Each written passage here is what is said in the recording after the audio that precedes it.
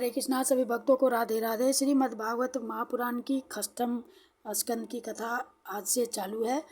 तो आज की कथा में है अजामिल की कथा। तो पहले भगवान नाम ले लें। श्री कृष्ण गोविंद हरे मुरारी, हे नाथ नारायण वासुदेव, हे नाथ नारायण वासुदेव, हे नाथ नारायण वासुदेव। हरे कृष्णा कृष्णा कृष्णा हरे हरे, हरे रामा राम राम हरे हरे, हरे कृष्णा कृष्णा हरे हरे, हरे राम राम राम हरे हरे, हरे कृष्णा कृष्णा हरे हरे, हरे राम राम राम हरे हरे।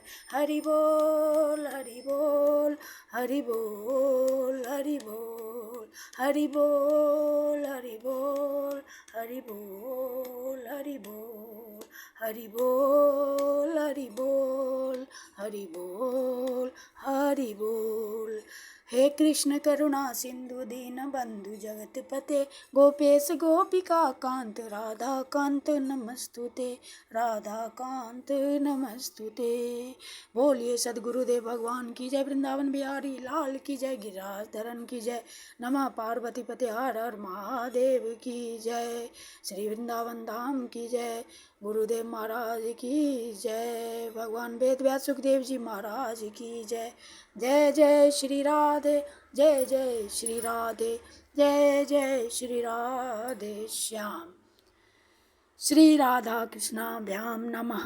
श्रीमद्भागवत महापुराण अष्टम स्कंद।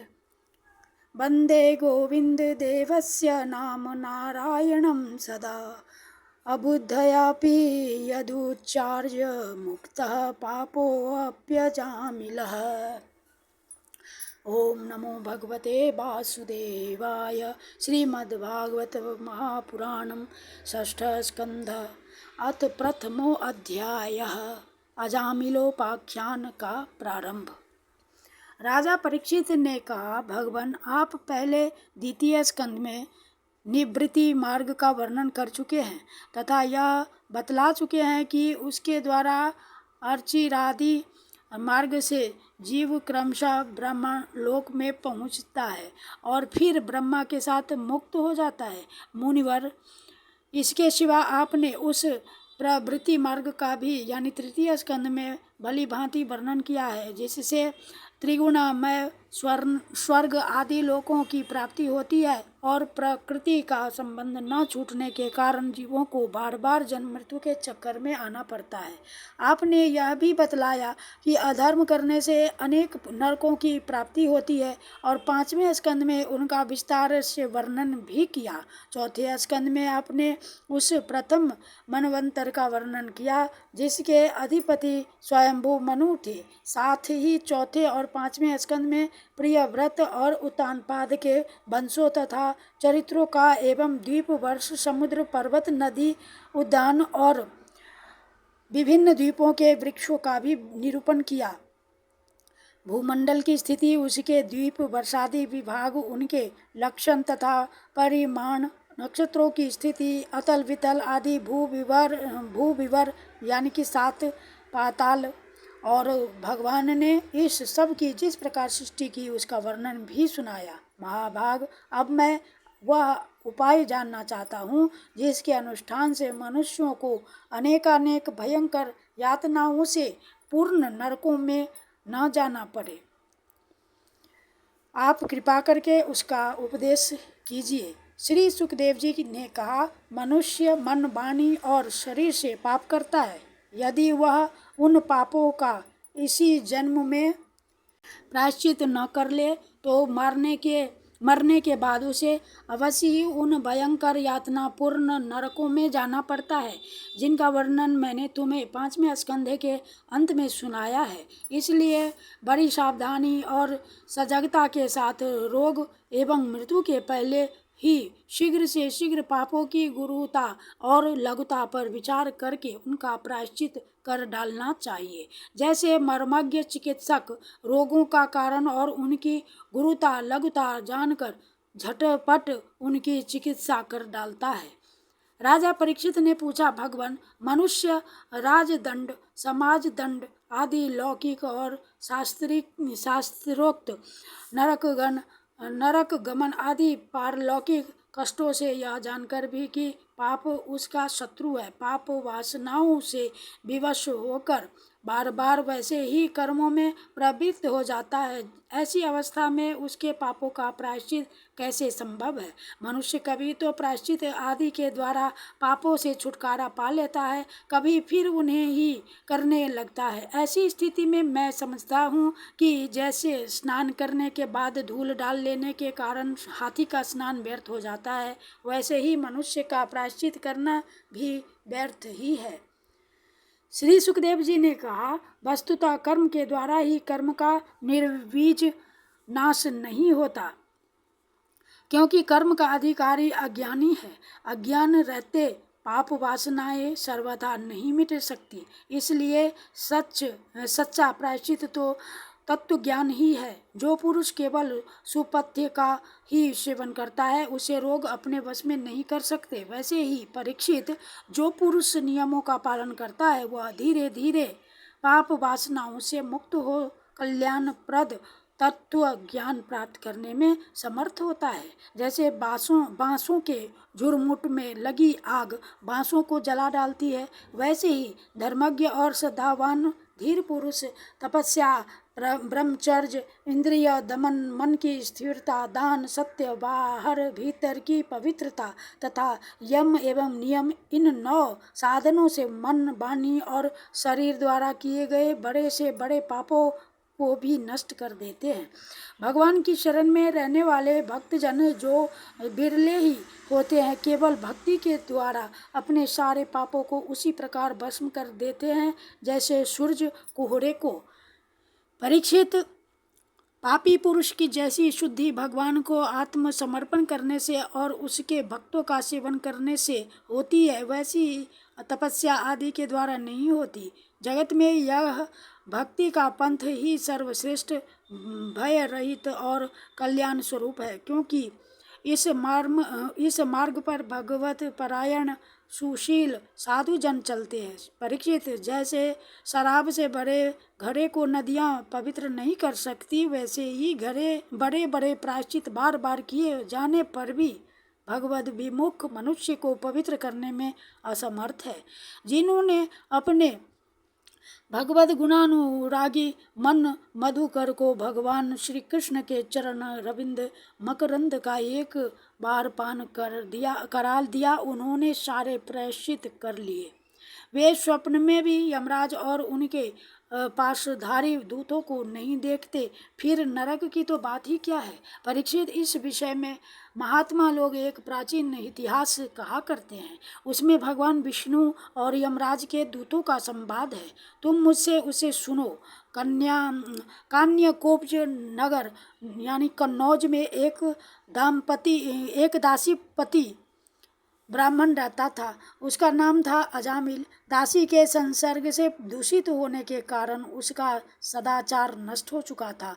वह पतित कभी बटोहियों को बांधकर उन्हें लूट लेता, कभी लोगों को जुए के छल से हरा देता, किसी का धन धोखाधड़ी से ले लेता तो किसी का चुरा लेता। इस प्रकार अत्यंत निंदनीय वृत्ति का आश्रय लेकर वह अपने कुटुंब का पेट भरता था और दूसरे प्राणियों को बहुत ही सताता था। परीक्षित, इसी प्रकार वह वहाँ रहकर दासी के बच्चों का लालन पालन करता रहता था। इस प्रकार उसकी आयु का बहुत बड़ा भाग 88 वर्ष बीत गया। बूढ़े अजामिल के 10 पुत्र थे। उनमें सबसे छोटे का नाम था नारायण। माँ बाप उससे बहुत प्यार करते थे। वृद्ध अजामिल ने अत्यंत मोह के कारण अपना संपूर्ण हृदय अपने बच्चे नारायण को सौंप दिया था। वह अपने बच्चे की तोतली बोली सुनकर तथा बाल सुलभ खेल देख कर फूला नहीं समाता था। अजामिल बालक के स्नेह बंधन में बंध गया था। जब वह खाता तब उसे भी खिलाता, जब वो पानी पीता तो उसे भी पिलाता। इस प्रकार वह अतिशय मूढ़ हो गया था। उसे इस बात का पता ही नहीं चला कि मृत्यु मेरे सिर पर आ पहुंची है। वह मूर्ख इसी प्रकार अपना जीवन बिता रहा था कि मृत्यु का समय आ पहुंचा। अब वह अपने पुत्र बालक नारायण के संबंध में ही सोचने विचारने लगा। इतने में ही अजामिल ने देखा कि उसे ले जाने के लिए अत्यंत भयावह 3 यमदूत आए हैं। उनके हाथों में फांसी है, मुंह टेढ़े टेढ़े हैं और शरीर के रोए खड़े हुए हैं। उस समय बालक नारायण वहां से कुछ दूरी पर खेल रहा था। यमदूतों को देखकर अजामिल अत्यंत व्याकुल हो गया और उसने बहुत ऊंचे स्वर से पुकारा, नारायण। भगवान के पार्षदों ने देखा कि यह मरते समय हमारे स्वामी भगवान नारायण का नाम ले रहा है, उसके नाम का कीर्तन कर रहा है। अतः वे बड़े वेग से झटपट वहां आ पहुंचे। उस समय यमराज के दूत दासी पति अजामिल के शरीर में से उसके सूक्ष्म शरीर को खींच रहे थे। विष्णु दूतों ने उन्हें बलपूर्वक रोक दिया। उनके रोकने पर यमराज के दूतों ने उनसे कहा, अरे धर्मराज की आज्ञा का निषेध करने वाले तुम लोग हो कौन? तुम किसके दूत हो? कहाँ से आए हो और इसे ले जाने से हमें क्यों रोक रहे हो? क्या तुम लोग कोई देवता, उपदेवता अथवा सिद्ध श्रेष्ठ हो? हम देखते हैं कि तुम सब लोगों ने के नेत्र कमल दल के समान कोमलता से भरे हैं। तुम पीले पीले रेशमी वस्त्र पहने हो, तुम्हारे सिर पर मुकुट, कानों में कुंडल और गलों में कमल के हार लहरा रहे हैं। सबकी नई अवस्था है, सुंदर सुंदर 4 भुजाएं हैं। सभी के कर कमलों में धनुष, तरकश, तलवार, गदा, शंख, चक्र, कमल आदि सुशोभित है। तुम लोगों की अंग कांति से दिशाओं का अंधकार और प्राकृत प्रकाश भी दूर हो रहा है। हम धर्मराज के सेवक हैं, हमें तुम लोग क्यों रोक रहे हो? श्री सुखदेव जी कहते हैं, परीक्षित, जब यमदूतों ने इस प्रकार कहा तब भगवान नारायण के आज्ञाकारी पार्षदों ने हंसकर मेघ के समान गंभीर वाणी से उनके प्रति यूं कहा। भगवान के पार्षदों ने कहा, यमदूतों, यदि तुम लोग सचमुच धर्मराज के आज्ञाकारी हो तो हमें धर्म का लक्षण और धर्म का तत्व सुनाओ। दंड किस प्रकार दिया जाता है? दंड का पात्र कौन है? मनुष्यों में सभी पापाचारी दंडनीय है अथवा उनमें से कुछ ही? यमदूतों ने कहा, वेदों ने जिस कर्मों का विधान किया है वे धर्म है और जिनका निषेध किया है वे अधर्म है। वेद स्वयं भगवान के स्वरूप हैं। वे उनके स्वाभाविक श्वास प्रश्वास एवं स्वयं प्रकाश ज्ञान हैं, ऐसा हमने सुना है। जगत के रजो में, सत्व में और तमो में सभी पदार्थ, सभी प्राणी अपने परम आश्रय भगवान में ही स्थित रहते हैं। वेद ही उनके गुण, नाम, कर्म और रूप आदि के अनुसार उनका यथोचित विभाजन करते हैं। जीव शरीर अथवा मनोवृत्तियों से जितने कर्म करता है उसके साक्षी रहते हैं। सूर्य, अग्नि, आकाश, वायु, इंद्रियां, चंद्रमा, संध्या, रात, दिन, दिशाएं, जल, पृथ्वी, काल और धर्म, इनके द्वारा अधर्म का पता चल जाता है और तब दंड के पात्र का निर्णय होता है। पाप कर्म करने वाले सभी मनुष्य अपने अपने कर्मों के अनुसार दंडनीय होते हैं। निष्पाप पुरुषों जो प्राणी कर्म करते हैं उनका गुणों से संबंध रहता ही है, इसलिए सभी से कुछ पाप और कुछ पुण्य होते ही हैं और देहवान होकर कोई भी मनुष्य कर्म किए बिना रह ही नहीं सकता। इस लोक में जो मनुष्य जिस प्रकार का और जितना अधर्म या धर्म करता है वह परलोक में उसका उतना और वैसा ही फल भोगता है। देव शिरोमणियों, सत्व, रज और तम, इन 3 गुणों के भेद के कारण इस लोक में भी 3 प्रकार के प्राणी दिख पड़ते हैं। पुण्यात्मा, पापात्मा और पुण्य पाप दोनों से युक्त अथवा सुखी दुखी और सुख दुख दोनों से युक्त। वैसे ही परलोक में भी उनकी त्रिविधता का अनुमान किया जाता है। वर्तमान समय ही भूत और भविष्य का अनुमान करा देता है। वैसे ही वर्तमान जन्म के पाप पुण्य भी भूत और भविष्य जन्मों के पाप पुण्य का अनुमान करा देते हैं। हमारे स्वामी अजन्मा भगवान सर्वज्ञ यमराज सबके अंतःकरणों में ही विराजमान है, इसलिए वे अपने मन से ही सबके पूर्व रूपों को देख लेते हैं। वे साथ ही उनके भावी स्वरूप का भी विचार कर लेते हैं। जैसे सोया हुआ अज्ञानी पुरुष स्वप्न के समय प्रतीत हो रहे कल्पित शरीर को ही अपना वास्तविक शरीर समझता है, सोए हुए अथवा जागने वाले शरीर को भूल जाता है, वैसे ही जीव भी अपने पूर्व जन्मों की याद भूल जाता है और वर्तमान शरीर के सिवा पहले और पिछले शरीरों के संबंध में कुछ भी नहीं जानता। सिद्ध पुरुषों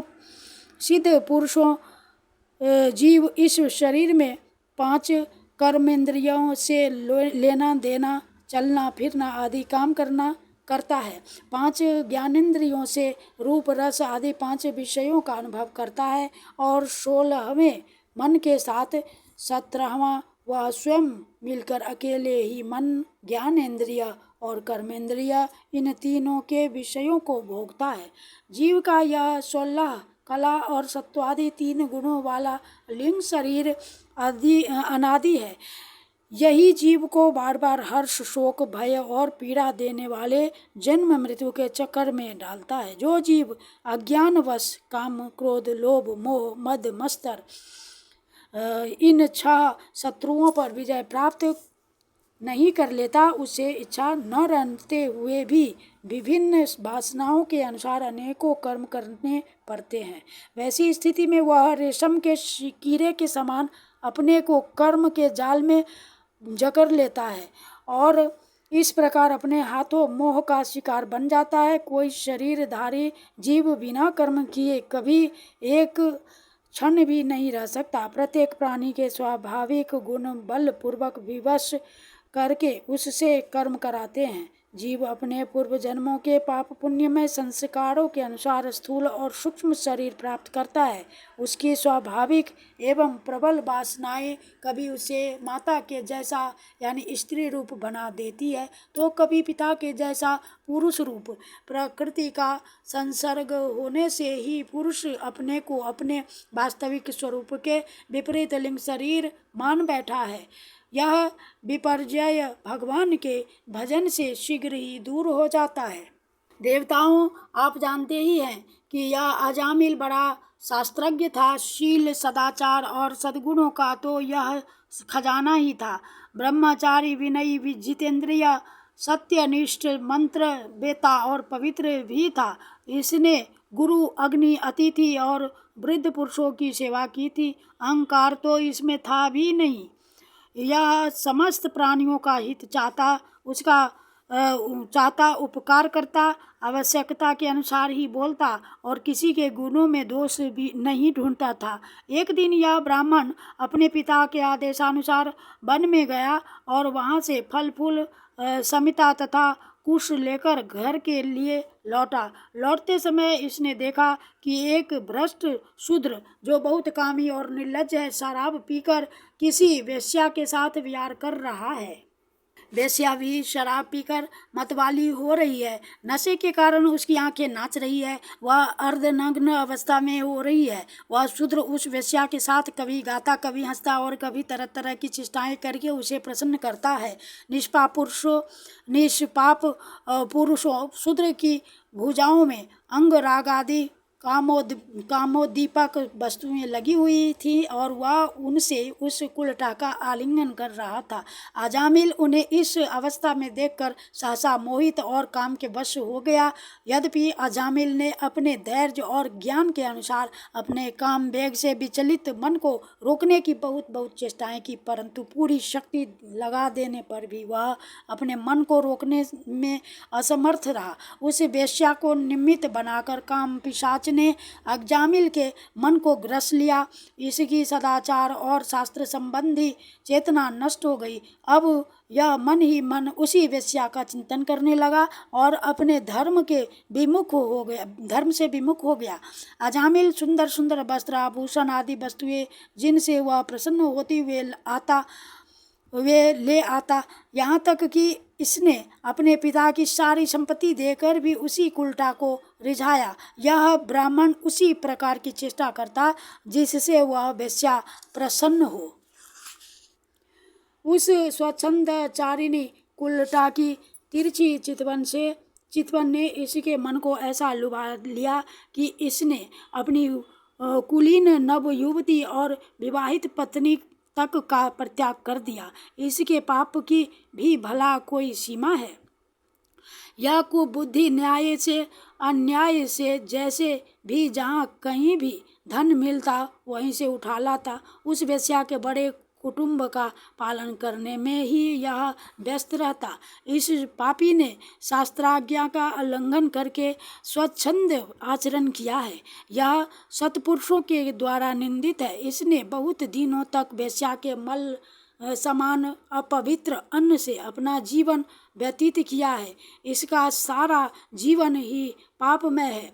इसने अब तक अपने पापों का कोई प्रायश्चित भी नहीं किया है। इसलिए अब हम इस पापी को दंड पाणी भगवान यमराज के पास ले जाएंगे। वहाँ यह अपने पापों का दंड भोग कर शुद्ध हो जाएगा।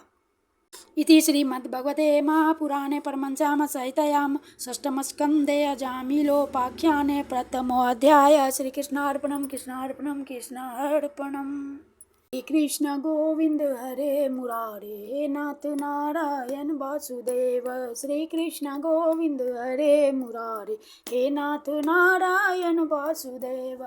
हरे कृष्णा कृष्णा कृष्णा हरे हरे, हरे राम राम राम हरे हरे। हरे कृष्णा कृष्णा कृष्णा हरे हरे, हरे राम राम राम हरे हरे। हरे कृष्णा कृष्णा कृष्णा हरे हरे, हरे राम राम राम हरे हरे। हरे कृष्णा कृष्णा कृष्णा हरे हरे, हरे राम राम राम हरे हरे। राधे कृष्णा कृष्णा कृष्णा राधे राधे, राधे श्याम श्याम श्याम राधे राधे। राधे कृष्णा कृष्णा कृष्णा राधे राधे, राधे श्याम श्याम श्याम राधे राधे। राधे कृष्ण कृष्ण कृष्ण राधे राधे, राधे श्याम श्याम श्याम राधे राधे। राधे राधे राधे राधे राधे राधे। बोलिए सदगुरुदेव भगवान की जय, वृंदावन बिहारी लाल की जय, गिरिराज धरन की जय। नमः पार्वती पति हर हर महादेव की जय, वृंदावन धाम की जय, गिरिराज धरन की जय। नमः पार्वती पति हर हर महादेव। बोलिए सदगुरुदेव भगवान की जय। कृष्णाय वासुदेवाय हरे परमात्मने प्रणत क्लेशनाशाय गोविंदाय नमो नमः। हे कृष्ण करुणा सिंधु दीन बंधु जगतपते गोपेश गोपिका कांत राधा कांत नमस्तुते। श्री राधे जय जय श्री राधे जय जय श्री राधे श्याम। बोलिए सदगुरुदेव भगवान की जय, जय श्री राधे जय जय श्री राधे जय जय श्री राधे श्याम।